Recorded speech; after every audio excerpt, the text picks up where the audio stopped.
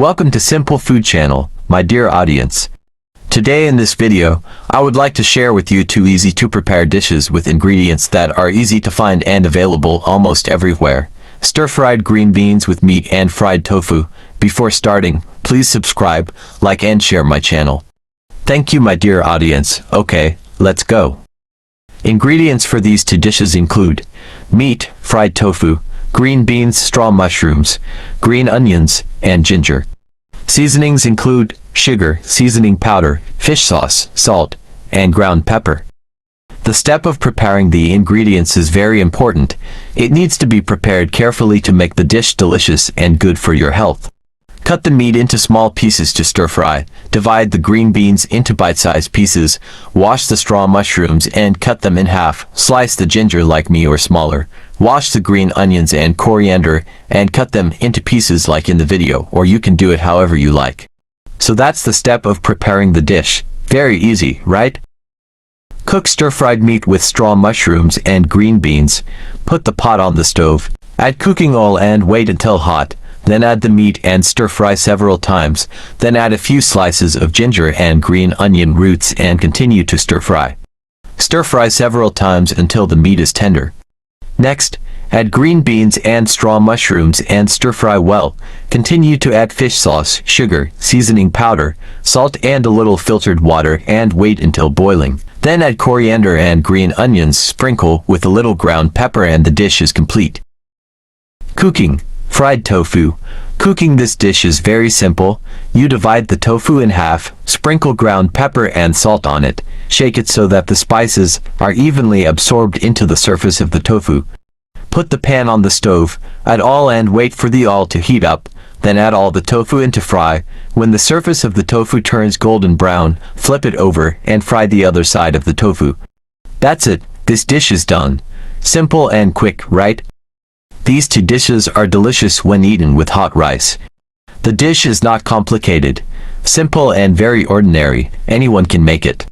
In the video, or when preparing the dish, I do it my way. I cook for myself. The way of making it may or may not be suitable for your way of making it. If anyone has a better way of making it, please let me know. By the way, I would like to share with the audience some information about Vietnamese dried fish, a rustic but delicious and very popular dish. Dried fish in Vietnam is a staple condiment and snack that's deeply ingrained in the country's culinary culture, with various regions boasting their own unique takes on this preserved delicacy. The process of drying fish is an age-old tradition that allows the preservation of fish for longer periods, making it a vital component of Vietnamese cuisine, especially in rural areas where access to fresh seafood can be limited. From the salty, fishy aroma of MDMKK in the Mekong Delta to the delicate flavor of CK in the coastal town of Phan Thit, dried fish is an integral part of Vietnamese gastronomy. The most commonly used fish for drying in Vietnam are small species like anchovies, herring, and mackerel, which are abundant in the country's rich waters. Fishermen typically catch these fish in large quantities during peak seasons, and the surplus is then preserved through drying to be consumed during the off-season. The drying process involves cleaning, salting, and then drying the fish under the scorching sun or using specialized drying machines. The result is a crispy, chewy, or flaky texture, depending on the type of fish and the drying method used.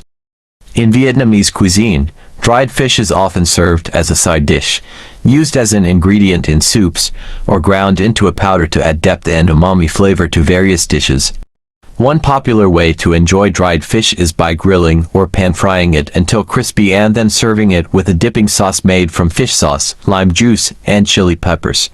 Dried fish is also a popular snack, often paired with a cold beer or a cup of tea, and is commonly served at family gatherings, festivals, and social gatherings. The versatility of dried fish is evident in its various forms and preparations. In the north, people enjoy gikeka, a salad made with dried fish, herbs, and vegetables, while in the central region, dried fish is often used in spicy braises and stews. In the south, MDMKK is a staple condiment made from fermented dried fish, which adds a pungent flavor to many dishes. Beyond its culinary significance, dried fish also holds cultural and economic importance in Vietnam. For many coastal communities, the production and sale of dried fish provide a vital source of income. The traditional drying techniques have been passed down through generations, with each region adding its own unique twist to the process. However, the industry faces challenges from modernization and competition from cheaper, mass-produced alternatives. Despite these challenges, dried fish remains an essential part of Vietnamese cuisine and culture. Efforts are being made to preserve traditional drying techniques and promote the unique qualities of Vietnamese dried fish.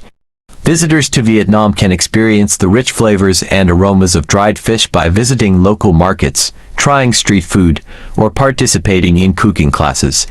Whether enjoyed on its own or as part of a larger meal, dried fish is a delicious and authentic representation of Vietnamese culinary heritage. The distinct flavor and texture of dried fish have also inspired various creative recipes and products, from dried fish sauces and seasonings to innovative fusion dishes that blend traditional Vietnamese flavors with modern twists.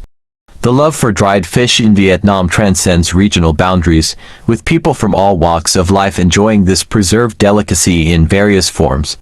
Whether it's the pungent aroma of fermented dried fish or the delicate flavor of sun-dried fish, the allure of dried fish is undeniable.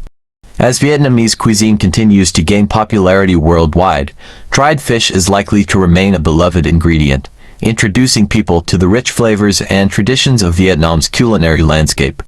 The preservation of dried fish is not just about food. It's about the people, the culture, and the traditions that make Vietnam unique. With its rich history, cultural significance, and delicious flavors, dried fish is sure to remain an integral part of Vietnamese cuisine for generations to come. Dried fish in Vietnam is more than just a food item. It's a symbol of resilience, resourcefulness, and the country's deep connection to its rich marine heritage. That's all I want to share with you in this video. Don't forget subscribe, like and share my channel. Thank you, goodbye and see you again, dear audience.